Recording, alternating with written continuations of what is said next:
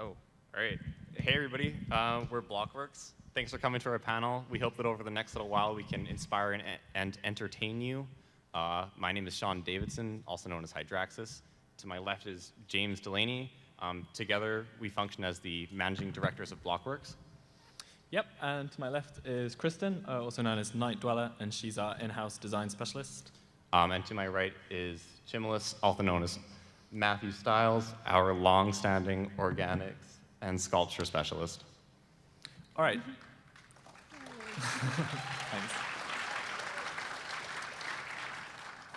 So I think we're going to take you from the beginning, assume that you don't really know too much about us, but we're a team of 42 people from 16 different countries all around the world, and we like to think of ourselves as professional Minecrafters.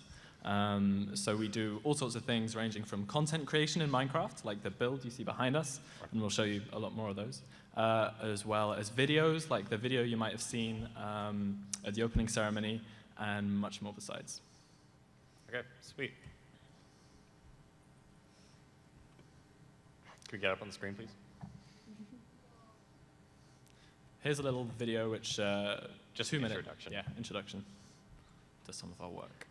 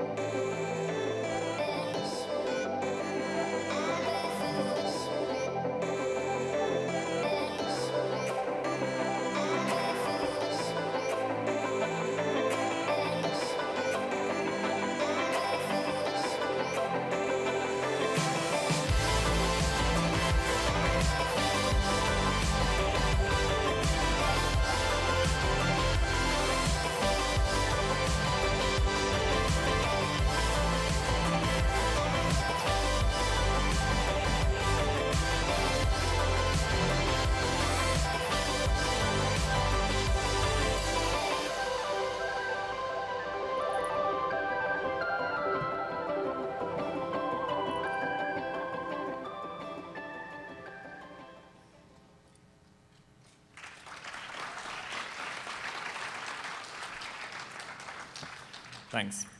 So I think, as you've seen from the opening ceremony today, Minecraft's a lot of things to a lot of different people. For some, it's a game. For others, it's a place to record videos, play with friends. At the foundation of everything we do, it's a design tool. Yeah, I think we do our best to utilize and leverage all of the tools that are available in Minecraft for doing various multimedia projects, from videos to presentations, video contests. So that varies from things like sculptures and organics to structures and terrain, and we try and put those all together to form these great builds. I think in its original form, Minecraft isn't best suited to sort of large-scale structures like we do, which is why we use a number of tools which are known to the community as plugins or mods, and these are additions to the game which make it easier to do what we do. Maybe a good comparison would be like Photoshop for Minecraft. So it allows you to select large areas of blocks, to copy them, rotate them, move them around. And we'll go on to sort of how we use those tools later on when we talk about our building process. But it's important to tell you all that this isn't building each build block by block. That would take years. The build you're seeing now is tens of millions of blocks. So these tools are really necessary for us to do what we do. Yeah, World Edit and Voxel Sniper have been pretty big for us and influential in our content, especially as of late. We've recently gone into doing our own plugins that kind of just help us create buildings more efficiently and effectively. This doesn't really change our creative process in any way, but it's effective, and we can put out more stuff faster. Yeah. In the past, Minecraft was definitely perceived more as a game, and now people are really interpreting it more as something that you can use as an actual functional design tool.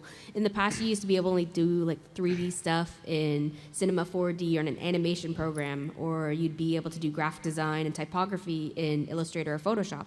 So now people are really sort of seeing this game as a way that you can use it to do your designs in a 3D game environment. And I think the reason why we use Minecraft to do what we do rather than something like CAD or what other architects or 3D modelers would use is because it's inclusive. Everyone can use Minecraft, whereas a lot of the software used by design professionals are very exclusive. They're really difficult to get to grips with, and not many people can use them. But by taking Minecraft to a sort of professional level, we can hopefully engage other people in what we do, and hopefully they'll want to do the same. Yeah, accessibility and versatility and just being able for everybody around the world, 100 million people to access our content, that's a really big appeal for us. Yeah. So we want to be able to put it out to the biggest audience we possibly can, especially when it comes to things like our architecture projects and our education projects, and we'll get more into that later, I think. Yeah, on that point, on top of being a design tool, it's a game design tool. It's a level design tool. We're making maps that players can play on and interact with. Yeah. And it's an interesting challenge to combine the elements of architecture, terraforming, and sculpture and other elements in these maps and make them not only look great, but also be accessible to players. Yeah, fair enough. Anything else?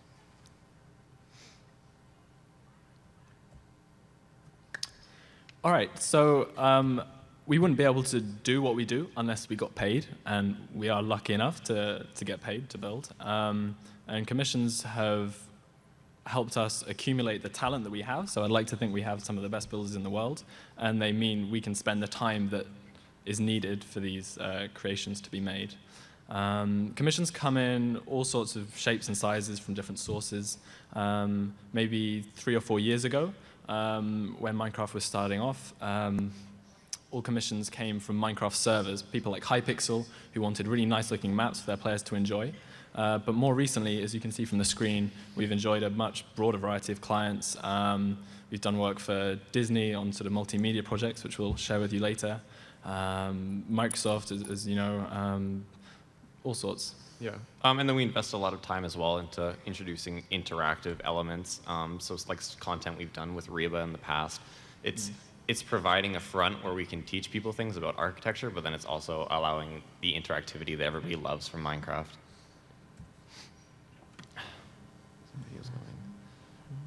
This was a project we recently did with Microsoft for their E3 event. It was released with some texture packs on the Xbox edition, but we had 7 or 8 builders working on this at a time. Over 2 weeks, and it was hectic. We spent a lot of time on this, but I think it came out pretty well. This is just like a really contemporary city that kind of like we envisioned with Microsoft. Yeah. And so the team works in lots of different ways. For a project like this, as Sean said, we'd have maybe 7 or 8 people working on it at the same time. But we also have these 2 builders especially like to work on their own in particular circumstances. So it's not just commissions for a lot of us, it's building for fun still, building as a hobby. So it's a nice mix of a social environment. We like to think of ourselves as a community as well as a business.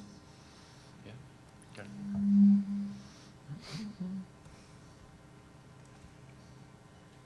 I'm sure you guys saw this morning, but this was the Windows 10 beta for Minecraft Edition, which was something that we were fortunately able to work on and create a video with.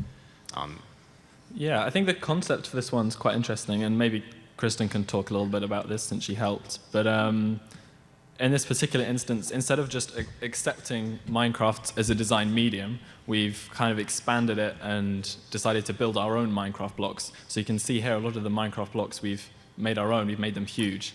So where we can, we like to kind of push the boundaries and try new things. Yeah, change perspective as much as we can as well. So it's introducing new elements, like here we have some twisting nether type things, but then again, like you can see the blocks are a lot larger.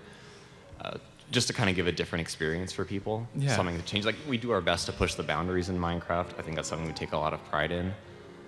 Also, as you can see, this isn't a static build. This isn't something you just see from one point. We've had to design it as you move through it. So we've had to consider sort of walkways, pathways, lines of sight, that kind of thing. And that's very similar to what an architect would do versus maybe an artist who's building a still piece. So, but yeah, I had a lot of fun working on this project.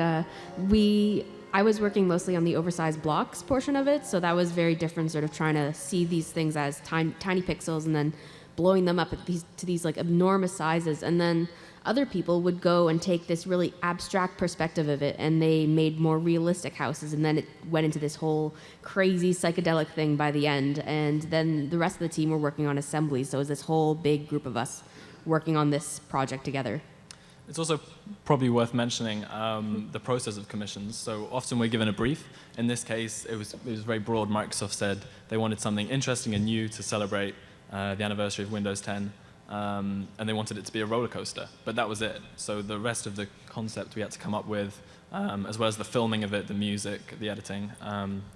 So yeah, in that sense, we are sort of more than just Minecraft builders. It's kind of a multimedia studio, as we said at the beginning. Yeah, especially as of late as well. Like we do want to be able to say that we are a multimedia studio. We have video creators and designers with us, and developers who create new plugins. Yeah. And we try to use all of those tools together as best we can. All right, so in the past sort of few years, as I mentioned, we've been doing a lot of work with Disney and Warner Brothers. Marketing campaigns for films, for instance. So that's a render of Gotham City, and we built that as part of a campaign for the Batman vs. Superman movie. We've done sort of several movies like that. That work's no longer possible because of the new commercial guidelines which came out, which we can't do anything about. It's part of how Microsoft wanted to take the game forward, which is fine. But I think it's important to show these anyway because it was because of projects like these that we were able to develop our skills, bring in the talent that we have now. And expand our reach and bring in. We have 42 builders now from 16 countries around the world, and that's because of having access to projects like this and having the opportunity to kind of embark on these journeys. And I think the next step for us is sort of taking those skills we've learned from such projects and putting them more towards education and engagement, which we'll talk more about later. This was quite a cool project for the Pan film. I'm not sure if any of you saw that. But again, this was more than a build. This was a minigame server that we built. So we do have a number of server developers sort of affiliated with us. So we made the maps, we designed the minigames, and the server was live for a few weeks, and people could play film-related games for a short period. There were a few maps we kind of did in the same film context. Batman vs. Superman was a really good one. With Gotham, we got to have like these custom models put in by Dragnaz, who's a great map maker. And then we were using those in the same context. We wanted to be able to like put it out as a mini game. So this is like a fully enclosed circuit where people can go and they can explore it. And it's not just about the aesthetics of the builds. It's about being able to like experience it. Yeah, Tomorrowland was also a really fun one. And I'm not sure if you've got a chance to go to Disneyland, but the Tomorrowland area of that theme park was actually the inspiration for the film and the architecture around it. I don't think we have a render of that with us, but if you check it out on our website or our YouTube channel, we've got a quick video. Yeah, we have a couple of videos of that. Right. Yeah. Yes, so this was an element in the Metropolis map, Superman's city. And we worked with some 3D models given to us. And this particular statue was one that I made based on a 3D model. And it was quite a privilege to work with that source material and try to replicate it as best I could in Minecraft. As a sculptor, I study anatomy as best I can.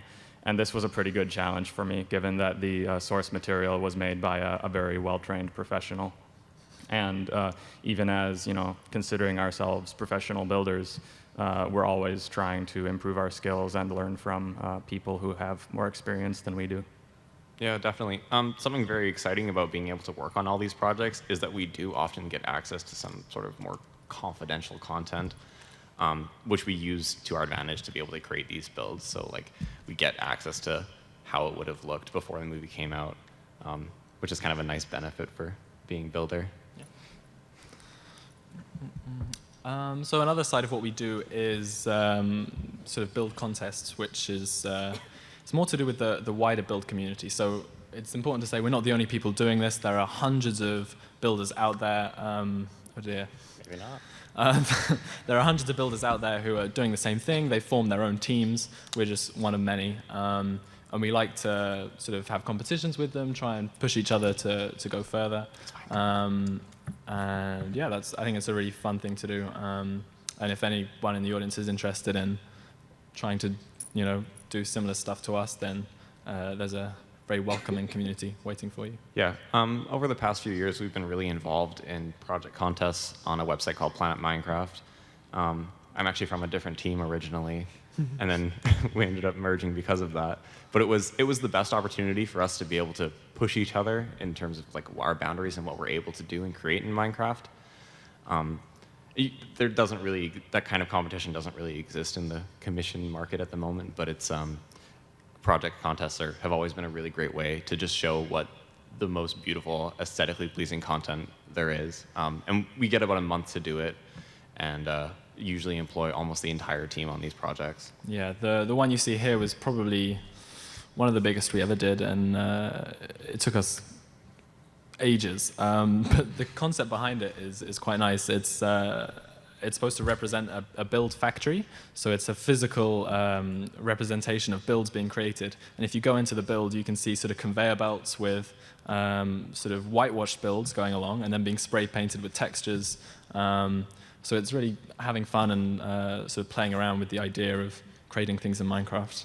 Yeah, and with these builds, we usually take like at least a week to develop a really like well-done concept, and this is reviewed by everybody on the team, and we just want to make sure that it fits the contest theme really well, and that we're able to make interesting content. It's great to have such a large team and sort of have ideas coming from all over the place. I think the fact that we have so many members from different countries as well is really important. We get completely different ideas and perspectives.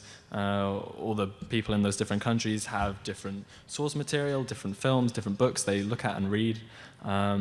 So it really is like a cross-border collaboration, which is really exciting.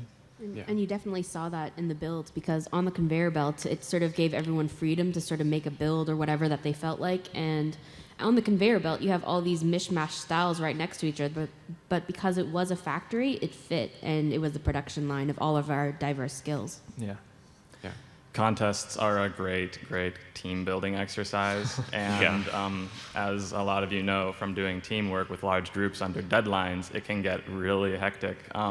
But that strengthens character, and with builders from all over the world, different time zones, it's an exercise in a lot of different areas, but it's a great time. Yeah. Organization is tough, and especially for the commissioned work, where we have a contract to fill out. We need to complete a build by a certain deadline for an important client. It can be challenging. Yeah, definitely. And beyond just the really big group contests that we do, we try and encourage, and this is just something that's really prevalent in the building community generally, try and promote as much as we can contests between builders and between teams. So we're really interactive, and we really try to engage with other builders as best we can.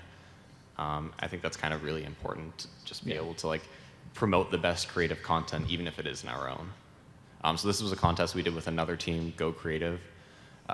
Code Red was the name of the project, but yeah, I think it was over a weekend. It was 24 or 48 hours, and there were 4 or 5 of them, and the theme was horror. It doesn't look like a horrifying build, but when you go inside, it really is. It's like an abandoned space station, and there are all these scary, spooky aliens and monsters inside. Yeah, this was another contest that we did more recently. It was Under the Sea, and this was just before we were together, but we both entered into this contest, and I'm sure we'll go over the other one. This was Zephyra, and it was this giant crustacean god-like creature that lived under the sea. And beyond just like creating a concept that we use to inspire our builds, we need to come up with lore, and we need to come up with content beyond that. So if there's writing involved in a narrative, even if it isn't an interactive game or an adventure map. Yeah, I think it's also worth saying presentations are a hugely important part of what we do. And comments that we often get when showing pictures like these is, this doesn't look like Minecraft, you know, what is this? And there are a few reasons for that.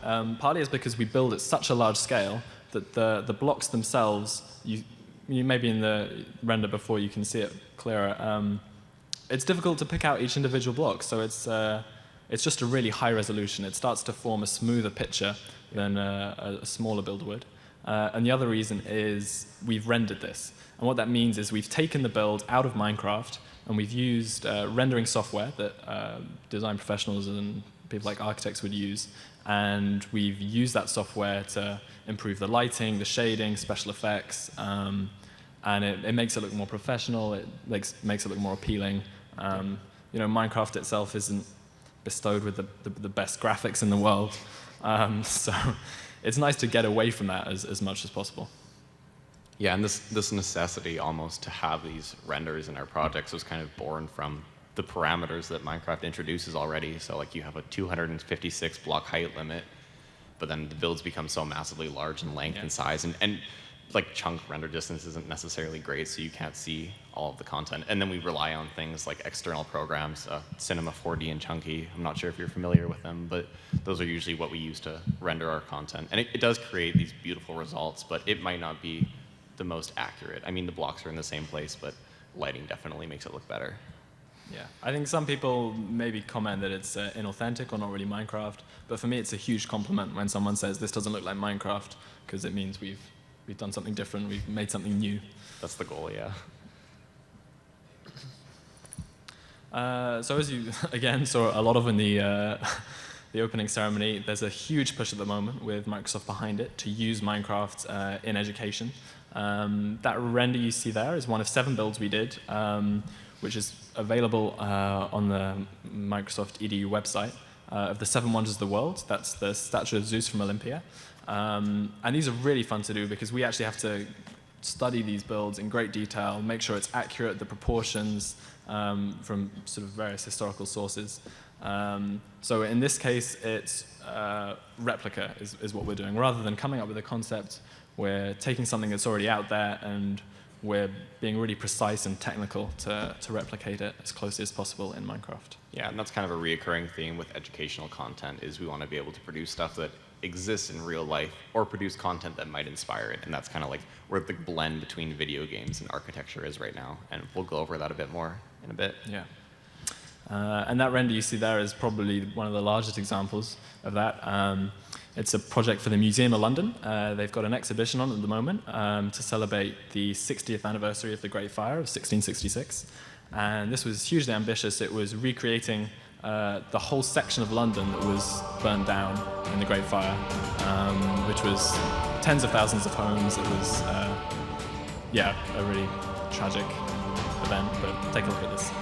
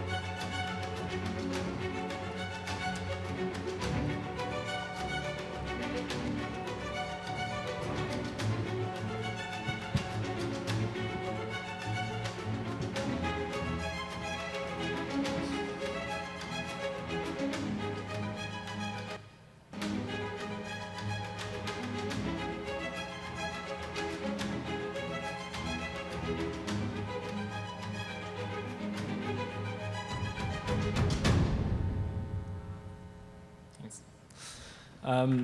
Thanks.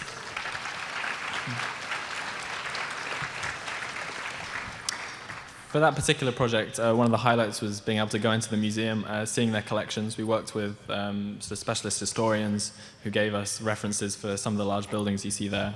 So it was great fun to take sort of real source material, drawings from the time, and replicate those in Minecraft. And I think that video was particularly good at showing a lot of the gameplay aspects.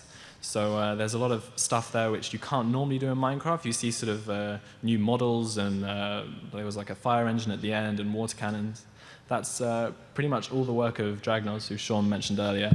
And he's our expert at taking our builds as backdrops for adventures and mini-games inside of them.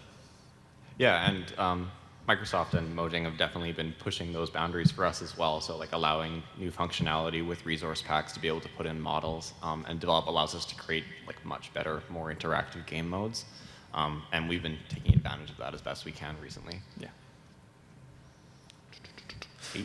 This was a really fun one. This is a project that's been going for a number of years now. And it's a project for the Tate Gallery in Britain. It's the biggest gallery collective in the UK. And here we take an existing painting. This was the destruction of Herculaneum and Pompeii, famous painting. And we replicated the painting in Minecraft. And this is really fun to do because it's taking a 2D plane and then interpreting it in 3 dimensions, which is a really weird challenge. And then we've got to make sure as you move through the painting, it still stays truthful to the original. This project's been hugely successful so far. It's the Tate's best project in terms of engagement for this age range. And there have been several maps released prior to this. This one hasn't actually been released yet. We're still waiting to finish off the mechanics, but hopefully it will be out in a couple of months. And there will be an adventure attached to this. So you'll be able to go through the frame, literally into the painting, and there'll be facts and information about the painting and the painter. And then you'll have to play a game where you're trying to escape the volcano and run through the crumbling streets of Pompeii. Yeah. Engagement is definitely a thing that a word that we throw around a lot at BlockWorks. So these teams and museums, they usually come to us because they want for us to be able to help engage these kids. And that's something that's been promoted a lot recently with Education Edition, is that Minecraft is such a wonderful, versatile tool. And it is so much more than just a game. Yeah. Where it allows us to be able to engage these kids. And it's something that people are familiar with already and something that they already love. So things like the museum, they came to us because we can engage, and then we create these exhibits in person, and people can go and experience these. And there might not be the most large-scale educational tools in long term, but they are great exhibits for museums, and they're great projects for us. And there's something that usually, if a kid is going to a museum, sometimes there's a lot of text, you'll read it, but something about going in-game, seeing it and experiencing it yourself is something that you'll remember a lot better, and it's something that definitely helps them learn about, the past, history, something that they might not have been interested in at all. Yeah, for sure. So there are a lot of parallels between Minecraft and architecture in what we do. I myself come from an architecture background. I'm currently studying architecture, and so are quite a few of our team members. I think the relation to architecture is quite obvious, and we've been lucky enough to work with a number of architectural institutions.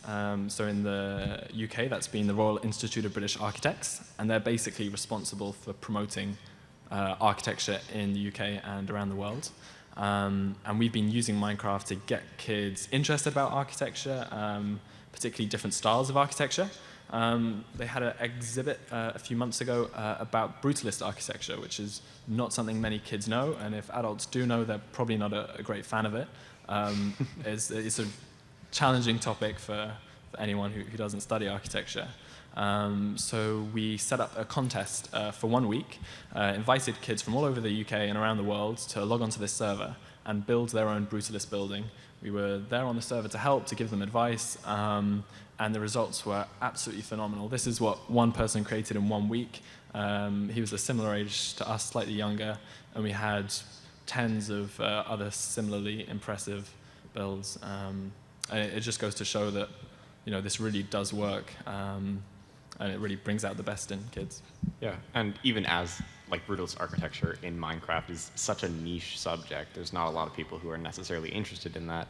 But again, it ties back into engagement, and that we're able to bring these people in and interest them through this medium because it is so versatile.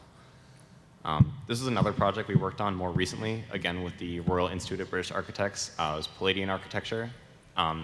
We worked with another developer, Adrian Brightmore, and we kind of created these pre-made assets, and people could go in and access these different panels of things and create builds. And then this was a contest as well, but this was done through single player. And you worked pretty hard on that. Yeah. It's a lot of hours for that one. Yeah, I think when we have these contests, it's important to make sure the people entering don't feel excluded by the fact that they don't have the same sort of advanced tools we have. So we actually made a very simple, easy to use add-on to Minecraft that means they can place one block down and then a huge column will appear, or they can place a block down and a whole window section will appear. And it means they could really focus on planning things out.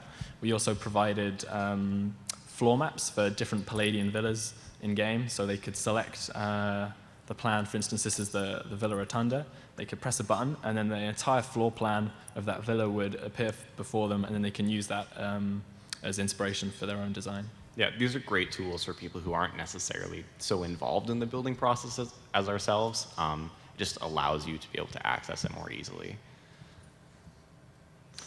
Another institute we've worked with is the American Institute of Architects, sort of the US equivalent of the RIBA. And a few months ago, they got in touch, and it was interesting, actually. These are probably one of the first people to approach us, besides Reba, who were showing real interest in Minecraft from an architecture perspective. And what they wanted to do was host an informal discussion over Twitter, inviting industry professionals to answer questions that we asked. And here are a few of the responses, which I think are really valid and really interesting. Architecture can and should tell a story. Game design gets that. And as I can say from personal experience in university, it's true. It's something that's a narrative is often left out of architecture, which is a real shame. But in Minecraft, there's so much going on around you. There are so many possibilities. It puts you in a better frame of mind to design something interesting. Yeah, and I think this chat especially was something that really kind of showed us how influential Minecraft really can be and how seriously it can be taken.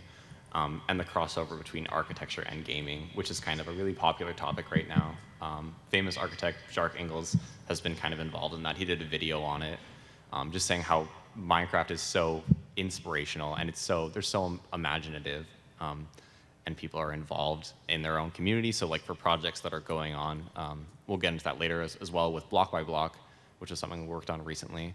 But the community is able to interact with those spaces and influence them in ways that will help them in the future, I guess. Yeah, I think another key point is that good architecture is always designed from the perspective of its user. That is to say, if you're designing a building, the first thing you should be thinking of is the person inside that building. What are they looking at? How they move through the building. And when you're an architect and you have to use CAD, for instance, which is a software for technical drawings and computer-aided design, you don't design from the perspective of a human. You design from this sort of God mode. You can see everything. And Minecraft is so much better than that. You're designing from the perspective of a character, of Steve or whoever it is. And you design literally as you move through the space. And you're much more likely to take a more personal approach to design. This was a project by one of our builders, Tick and Talk, Luke Johnson. He's here today, actually. Yeah. It was a very architecturally accurate project, which is something we really wanted to be able to show. There's countless hours spent on this. It's a very laborious thing, but it's just being able to create something so accurate in Minecraft, even with all the parameters and limitations that there are. Yeah, that's Notre Dame in Paris. And the tricky thing about that was it's Gothic architecture, which is typically quite spiky and very ornamental and detailed. And Minecraft isn't good for that because it's huge blocks. So I think it did a really good job in rendering that. Yeah, block by block is also something you've heard a little bit about already, but for me it's the most inspirational and exciting project that's ever happened in Minecraft. And that's because it takes Minecraft and it crosses the bridge from Minecraft to the real world. So communities design something in Minecraft with our help. In this case, this was in Indonesia about a month ago. And we teach them Minecraft. There's a local space that's either disused or not very nice, basically. And they design what they would like to see in that space. And then it gets built by the UN and Mojang, who put up the money for it.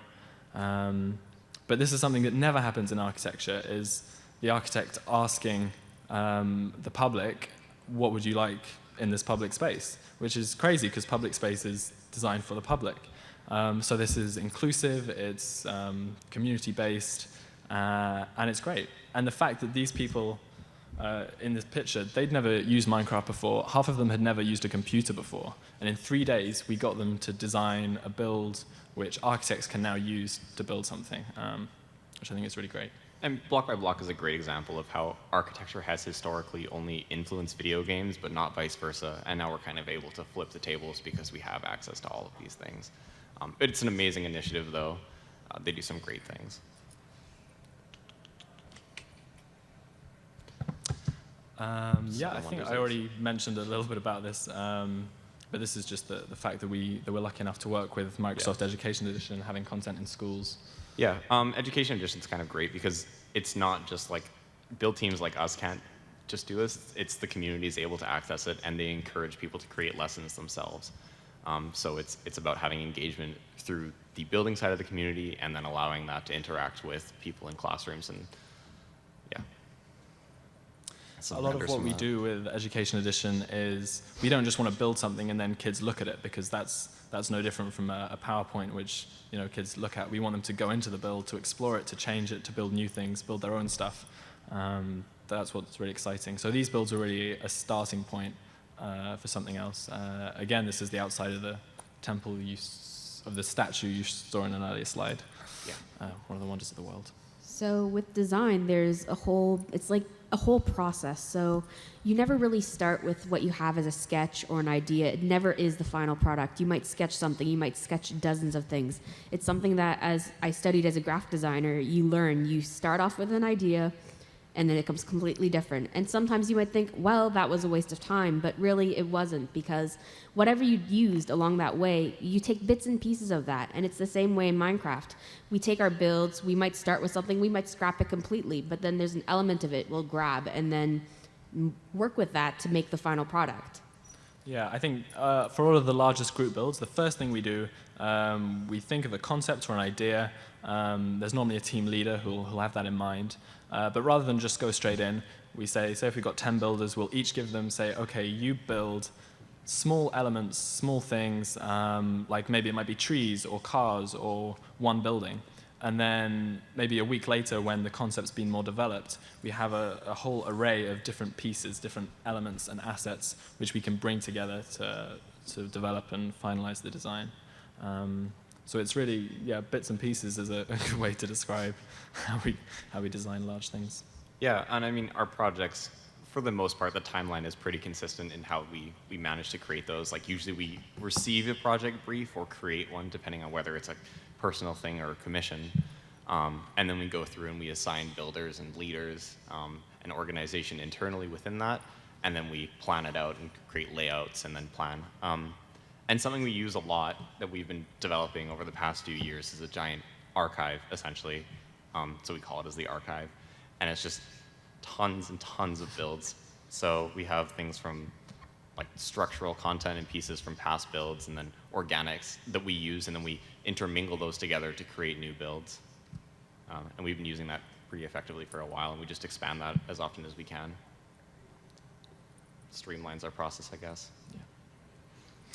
So on our team, we have a lot of skilled organics builders. And just to clarify, organics is a term we use as sort of a catch-all for objects made out of blocks that are meant to resemble living things like animals or plants or humans. It can be warriors, dragons, whatever.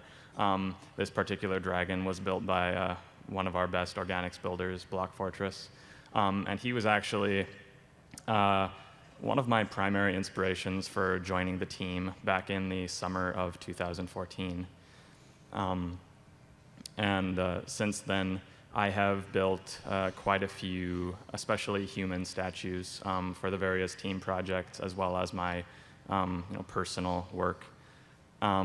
Several of the statues in the previous slides were made by me, like the big man holding up the radar thing, and the Colossus of Rhodes, and Zeus in the temple. So the one on the left is sort of a personal project that I did. And it was one particular sculpture in which I was trying to push my limits quite a lot.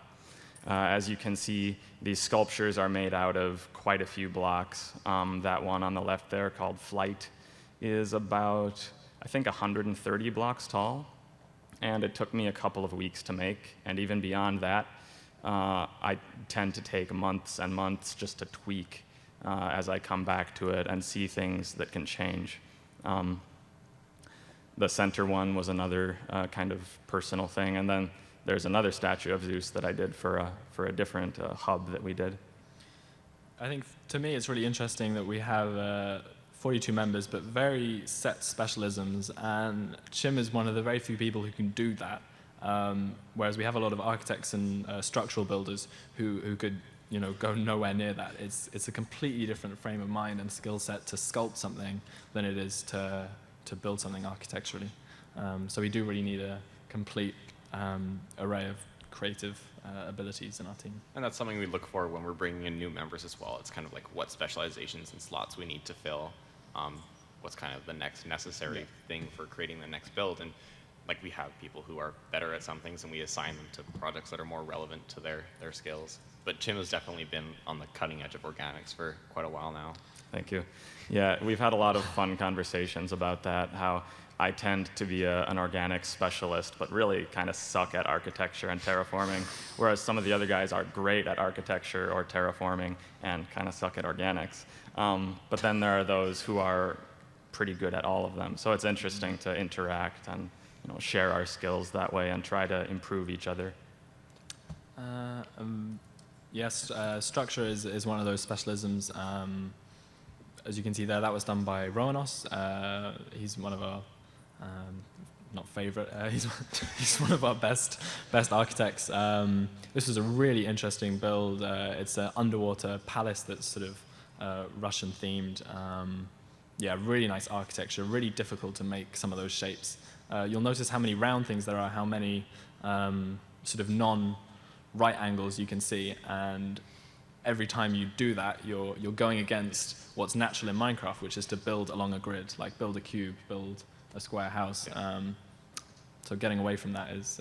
Yeah, we try to encourage asymmetry as much as we can as well, since that kind of is like where we're going in terms of Minecraft. It's the next most challenging thing. Yeah, very quickly, I want to leave some time for questions. This was a project we did for The Guardian. It was our design of a sustainable city. They were using it to promote sustainability to young people. So we built this in Minecraft. You can explore it. There are different learning paths around that spiral path, which give information about vertical farms, solar energy, wind power, etc. Yeah. So beyond structural and organics, terrain is kind of a big piece. We have a few terrain specialists, I guess. Durasolix is probably one of our best, and there's different mediums and ways that they create these.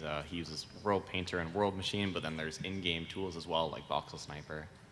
Out of all our work, this is the largest scale. These are billions of blocks. I think that's about 10 billion, this particular project. So there's no way you can do that in Minecraft. This is completely a different story. He's using different programs and then converting it into Minecraft.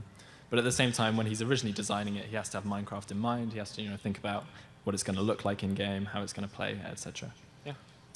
And just as a side note, most large sculptures aren't made purely by hand either. Voxel Sniper is a very useful program for both terraforming and sculpting, in that you can basically point a brush at something and drag large swaths of blocks along and mold them and do all kinds of interesting things to them. So it speeds up the building process quite a lot.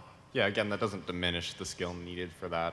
You have to learn the tools and you have to learn how to use them. And the output is usually still the same. It's just a matter of making it more efficient and effective. Great. I think that's it. A few quick things before we go into questions is we're also lucky enough to be participating in a lounge event. Yeah, we're doing a live build-off, which should be pretty fun. If you guys want to come down to the game lounge at 6 p.m., I think. There's 2 20-minute build-offs, but Yeah, yeah, definitely check that out. And tomorrow I'm also on a panel which is large contraptions and Roller coasters. and The Rube Rube Goldberg Goldberg machines, machine, yeah, which is should another be quite thing we did. interesting. And finally, a lot of the renders you can see here were actually made for a book that's coming out in a few months, which is basically a compilation of a lot of our best works. It also has some essays from a few of us which talk about, in detail, the process of building. Yeah, it should be good. Yeah. So if you guys have any questions that you'd like to ask, we'd love to answer some. Oh yeah, Go and- to the yeah. microphone over there by the agents. We have a microphone center. Any questions? Please line up. Thank you. We're happy to answer anything. Don't be shy. Yeah, don't we be got shy. Maybe not anything. I was so afraid this would be awkward. Great. Plug the book. Oh, what do you want? So many questions. Good. Yeah, there's one right here. Back and forth. That's good. There's also So one cool. here you can line up at. No, there's some. Have you seen the close-up one?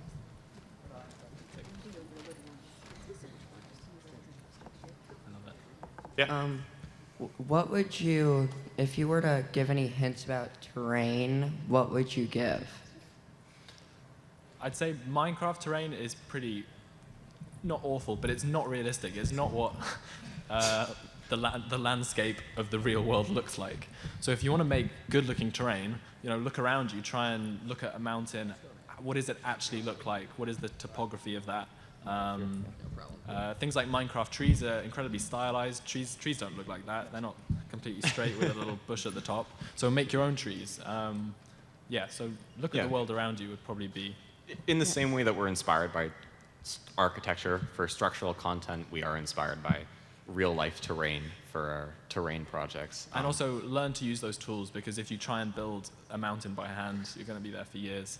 So don't yeah, do that. there's some great It's tutorials also online. important to note, though, that it has to suit the architecture you put on it. Let's say you're building a small house, you're not going to make a ginormous mountain or whole villa thing to go with it. It's a little bit it has to be proportional. So it's all in scale, and it works better that way.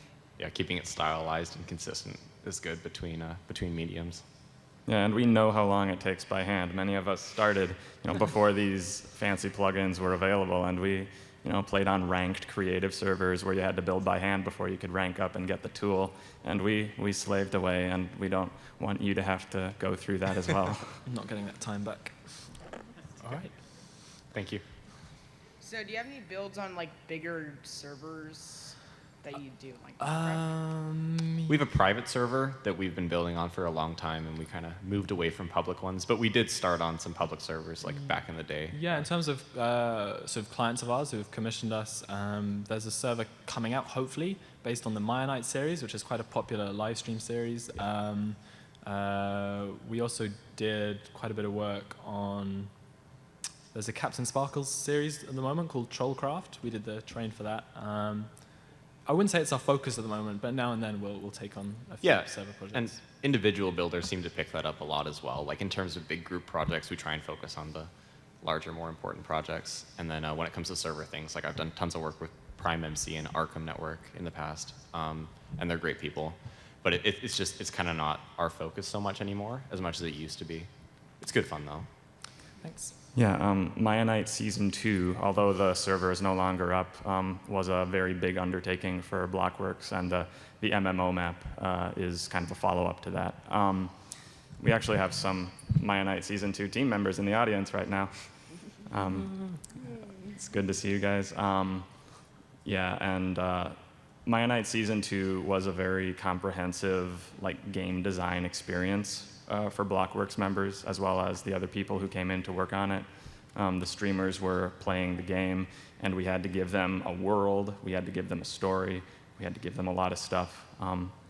So that was one of our larger accomplishments, I think. Yeah. Next question.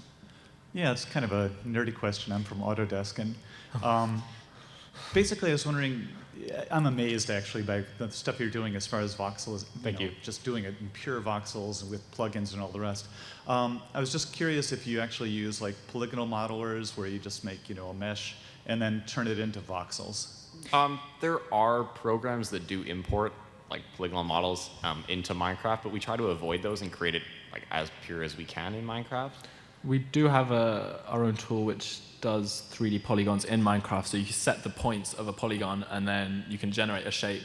You can also generate sort of geometries along curves and other equations and all That's sorts. kind of where we've been going towards in terms of development, is creating things that allow us to create more complicated shapes, base shapes. Thanks. Thank you. No worries. Good afternoon.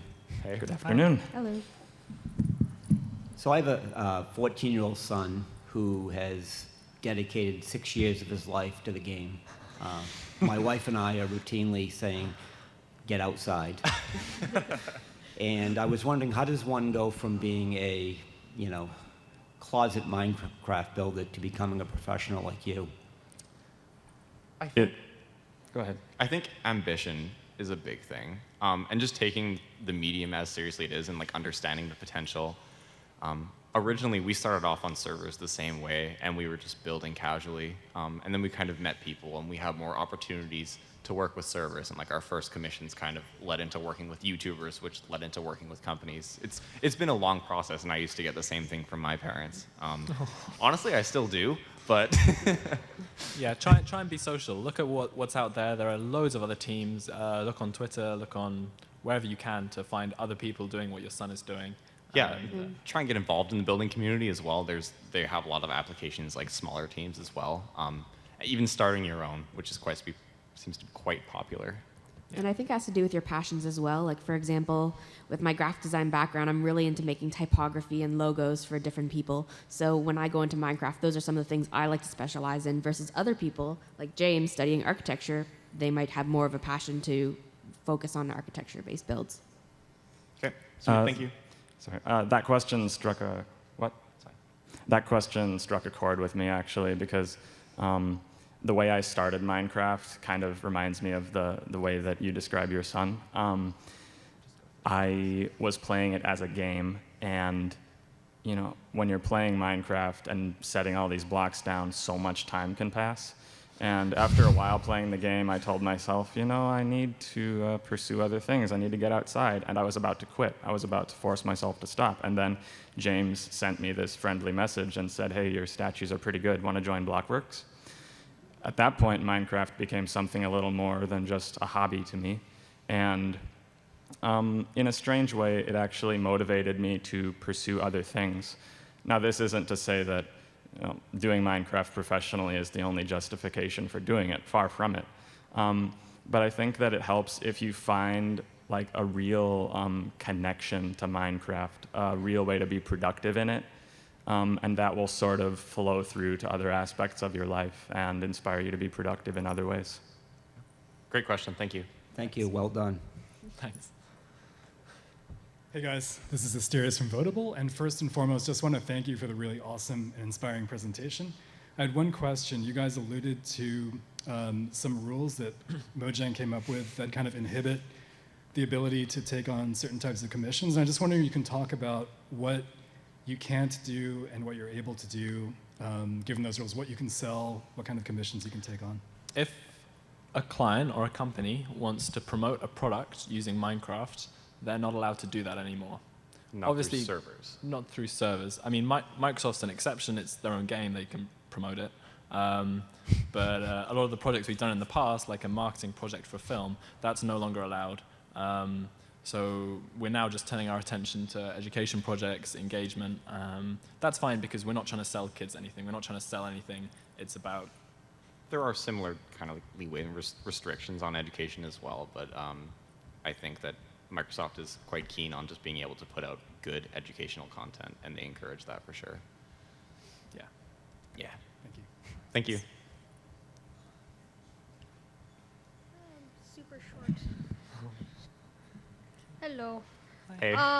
Well, how old were you guys when you started playing Minecraft? 16? Less than that. I started in GCSEs. 2010, so yeah, 13, 14. Maybe 14.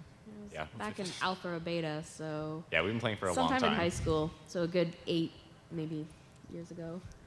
The team's been around for 3-4 years, but we were all part of creative teams before then that pre-existed that. I'd say in general, the creative community has been going maybe 4 years, Ever since 4.5 creative mode. years. Yeah. Yeah.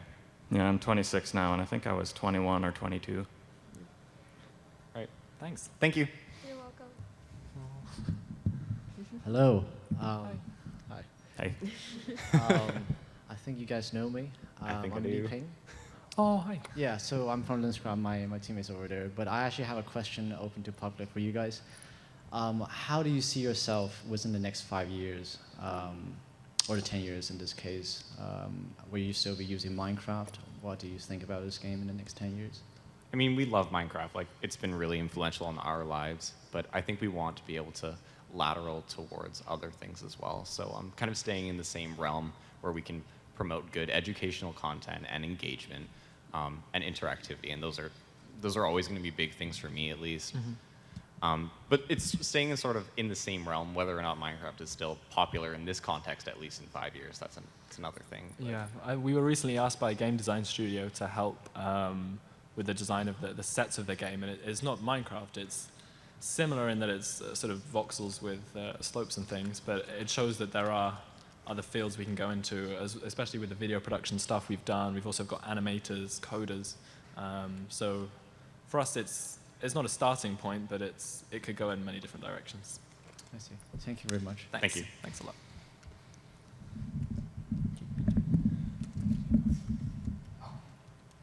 Hello. hey.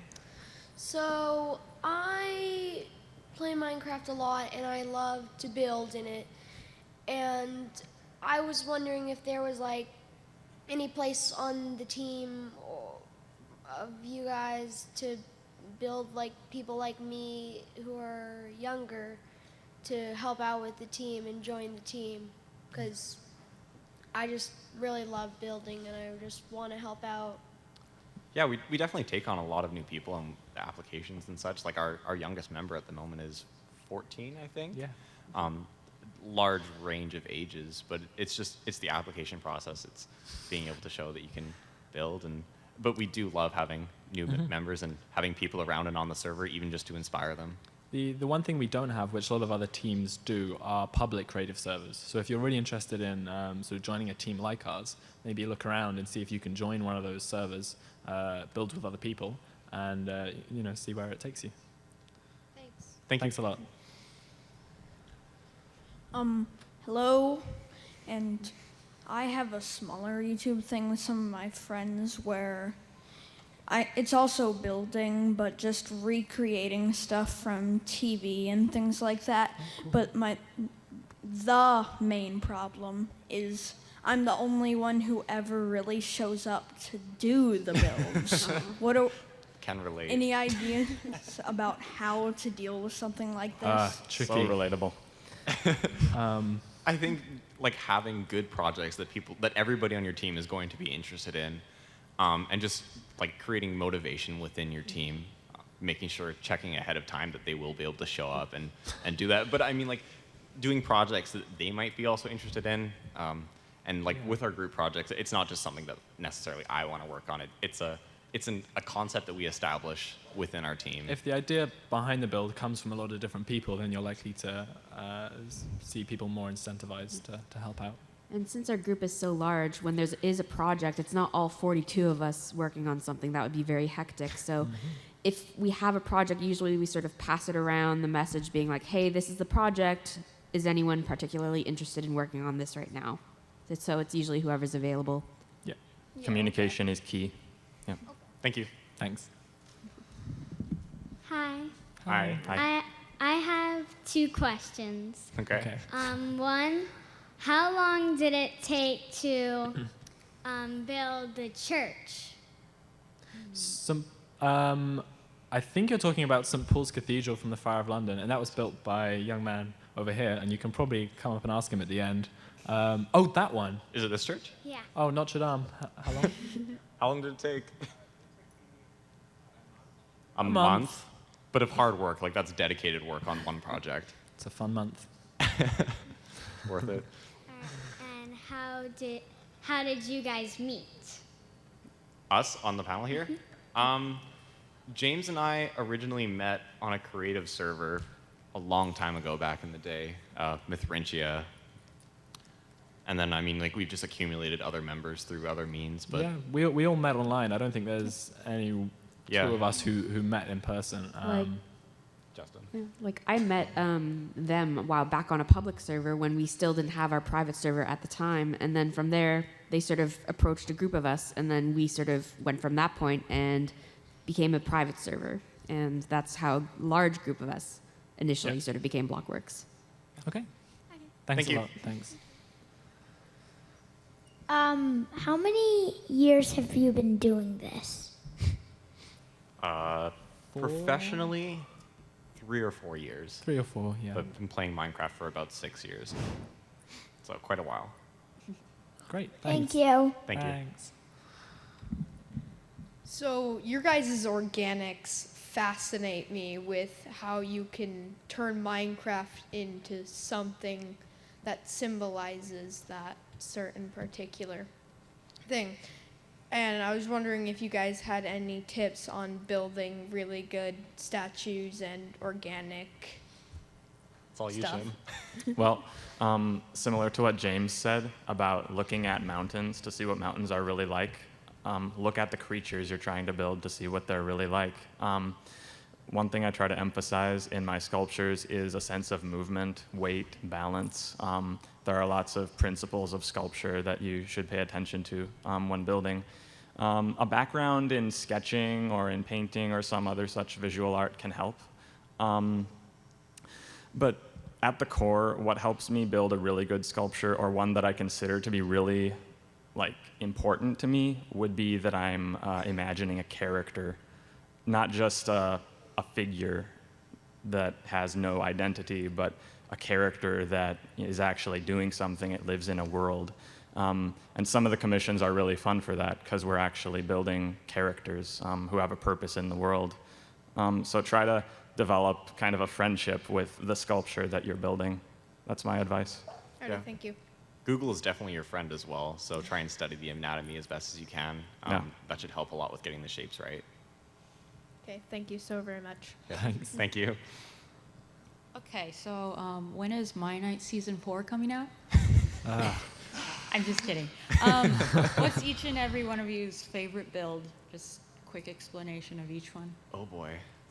Mine is probably the one on the left here that Chim did. And he actually did that before he was in the team, and that was the sculpture that I saw that made me invite him. I just never seen anyone elevate sculpture to a new level. He just talked about character and movement and balance. No one had really explored that properly in Minecraft before, so for me that's really great.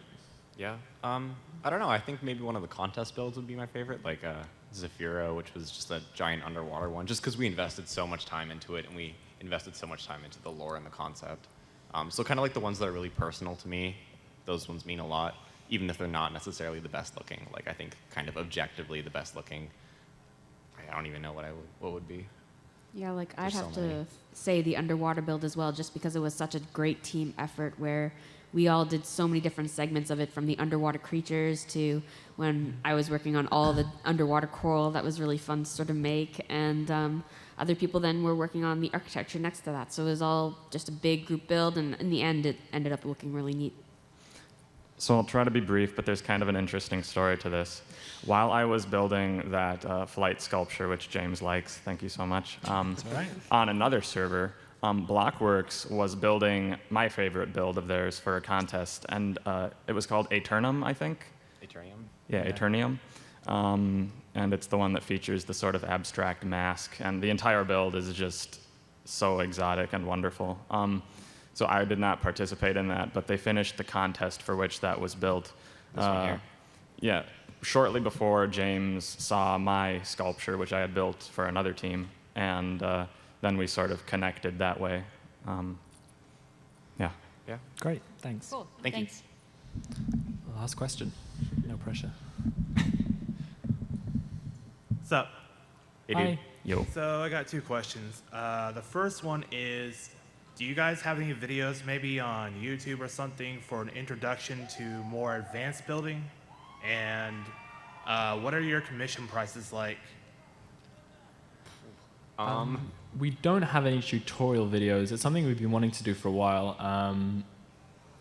I think we'll be trying to put some out over the next little while, just like maybe starting with some more advanced techniques as well.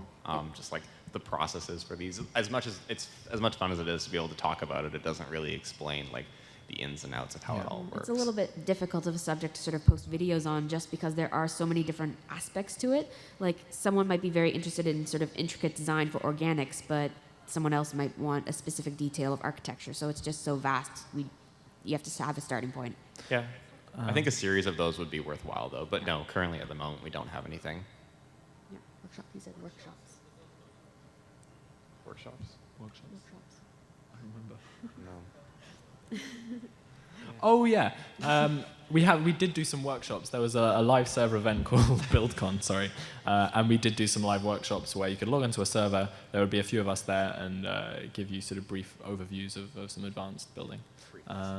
And the second question about commissions. Yeah, the prices. Sorry, prices. Yeah. Oh, prices of commissions. That varies a huge amount. We're unfortunately not allowed to sort of disclose any figures for some of the larger ones we've done.